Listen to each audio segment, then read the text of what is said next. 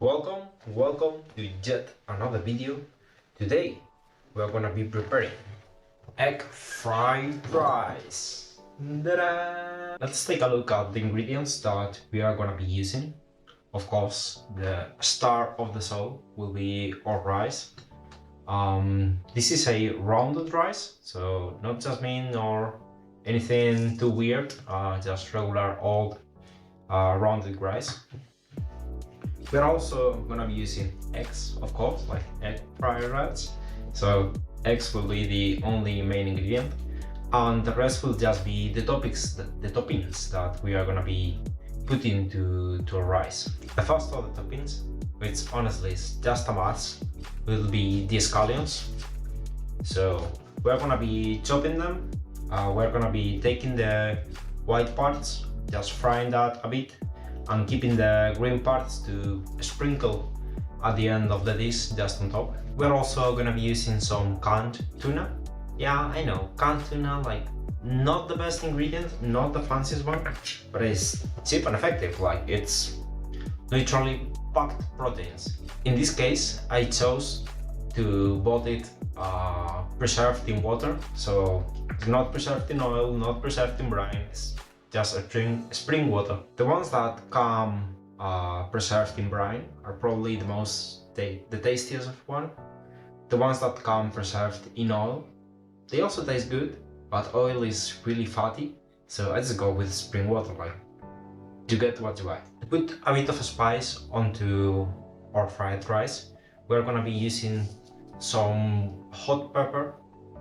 I honestly don't know which variety of pepper this is, but I bought it on a store of Asian products, so I hope that it's some kind of Asian pepper.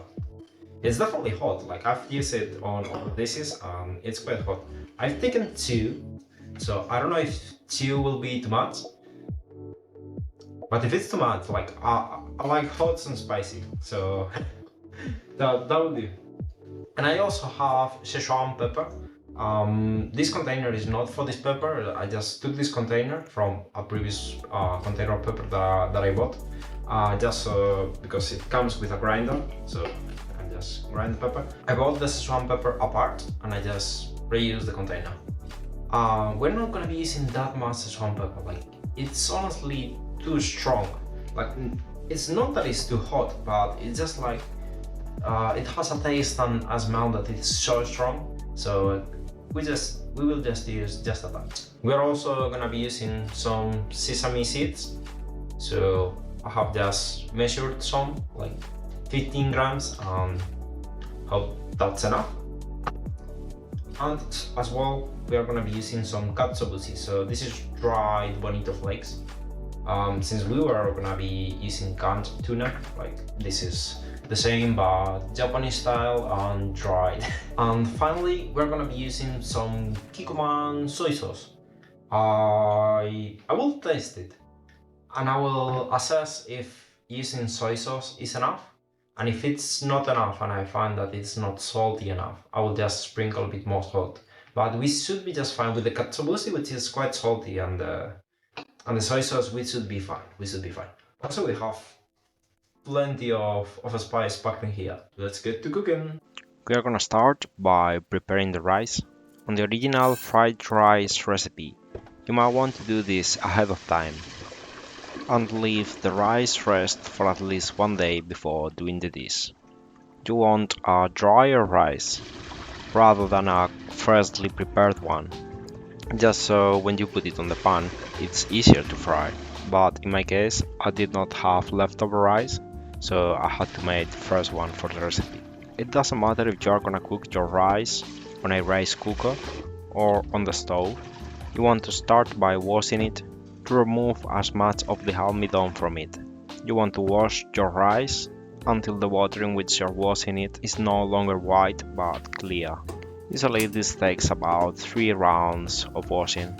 Once the rice has been fully washed, we can put it on our rice cooker and we just have to wait for it to get done.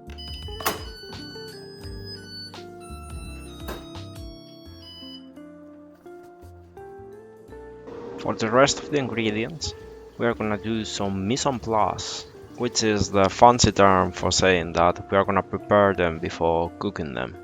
I think that's quite important. Like first you take all of your ingredients, prepare them, wash them, cut them, make them be ready. And once you have them ready, then and only then you can throw them into the pan or into the oven or do whatever hot preparation that needs to be done.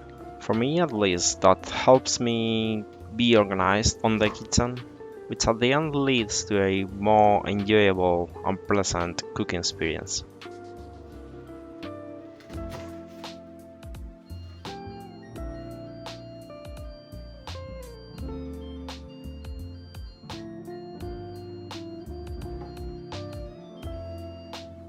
For the scallions, we are gonna do two different preparations. With the white parts, we want to cut them in halves and then chop them roughly. To cook them, later on we will put them on the pan with the rest of the ingredients. With the green parts, on the other hand, we are gonna chop them more finely and we are gonna use them at the end of the dish just as a refreshing garnish. We are gonna take our 3 eggs, crack them, and whisk them lightly. To crack the eggs, we are gonna use the edge of the table instead of the edge of the bowl. If you were to crack them on the edge of the bowl, you would be covering it with tiny egg-shell dust, which you don't really want. At this point, we are also gonna put some soy sauce and freshly grinded Szechuan pepper on our whisked eggs. The rest of the ingredients are much easier to prepare. We're gonna take the canned tuna out of the can and put it in a bowl, and with the chilies, we're just gonna chop them finely. Be careful when cutting them because they're dry and the seeds will want to jump off out of the pepper all throughout your kitchen. Once our mise en place has concluded and all of our ingredients are looking beautifully, we are gonna be taking the rice out of the rice cooker. It's been ready for a while, but the rice cooker keeps care of maintaining it hot and ready to go. We are gonna be pouring some oil into our pan. I just had olive oil on my kitchen, so that's the oil that I used. If you have vegetable oil, you should probably use that one. And if you have sesame oil, you can use it at the end as a garnish. In our case, we're just gonna be using sesame seeds instead. We're also gonna be putting our apron on and the cooking shall begin. The first ingredient that we are gonna be putting into our pan will be our eggs. The pan should probably be a bit hotter than when I had it to. Alternatively, we could have also started by cooking our scallions first, but I was just trying to avoid overcooking them, so that's why I didn't went with that call. If all our eggs are fully cooked, we are gonna be putting our canned tuna into the pan, followed promptly by the scallions and the pepper. I felt like the pan didn't have enough oil, so I also added a bit more. Once the scallions started to be cooked, I added the rice in, and then I just stir it and smash it without breaking any of the grains, to make them be separated and also so that they could get brown by being in contact with the bottom of the pan. In this recipe I use the soy sauce not only to condiment the rice but also to deglaze the pan. By doing so you can use a bit less oil and therefore make the dish less fatty. Once our rice was ready, I took it out into a bowl.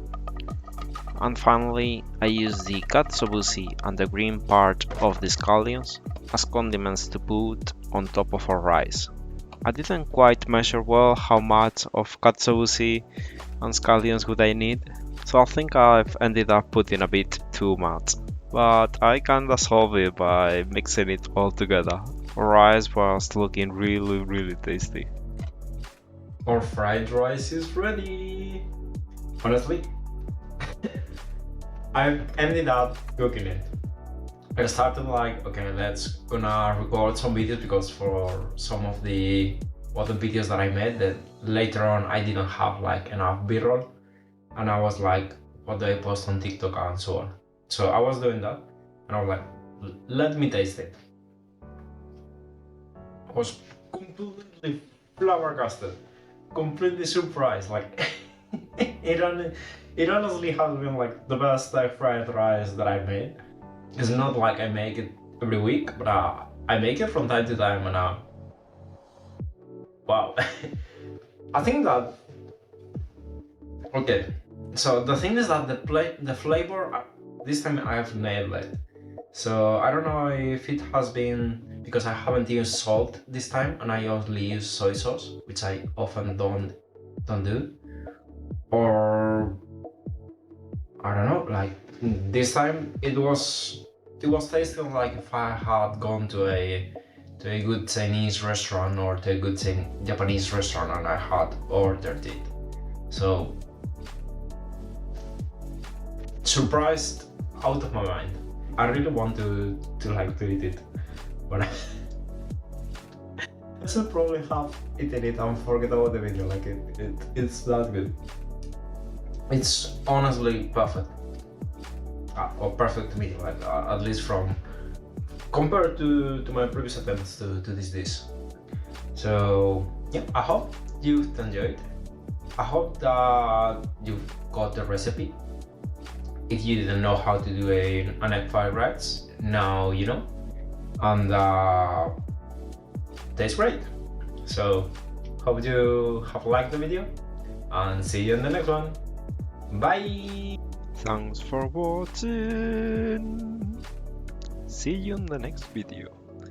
Click the subscribe button, like and subscribe.